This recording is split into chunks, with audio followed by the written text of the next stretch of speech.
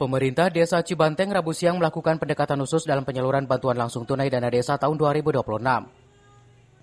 Jika pada umumnya warga datang ke kantor desa untuk menerima bantuan, kali ini aparat pemerintah desa justru mendatangi langsung rumah-rumah keluarga penerima manfaat atau KPM. Langkah jemput bola ini dilakukan menyusul berkurangnya kuota penerima BLTDD dibandingkan tahun sebelumnya, sehingga pemerintah desa melakukan seleksi ketat agar bantuan tepat sasaran. Dalam program ini, setiap keluarga penerima manfaat mendapatkan bantuan sebesar Rp300.000 per bulan. Penyaluran kali ini diberikan sekaligus untuk 3 bulan sehingga total bantuan yang diterima masing-masing KPM mencapai Rp900.000.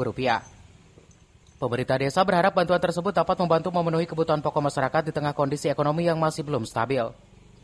Inilah bentuk kepedulian kita sehingga kita ini bisa tergugah hati kita bersentuhan langsung ke rumahnya, ke diaman mereka, sehingga benar-benar tahu ini benar seleksi yang sangat ketat, satu desa benar-benar layak dapat BLT tersebut.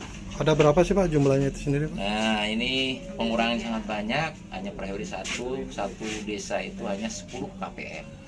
Maka dari itu kita jemput bola. Kepala Desa Cibanteng menegaskan penyaluran secara langsung ke rumah warga dilakukan untuk memastikan bantuan benar-benar diterima oleh masyarakat yang berhak. Selain itu, para penerima manfaat juga diharapkan dapat memanfaatkan bantuan untuk kebutuhan sehari-hari serta menjaga kesehatan dan kesejahteraan keluarga. Dari Ciampea, Kabupaten Bogor, Iman Abdurrahman melaporkan.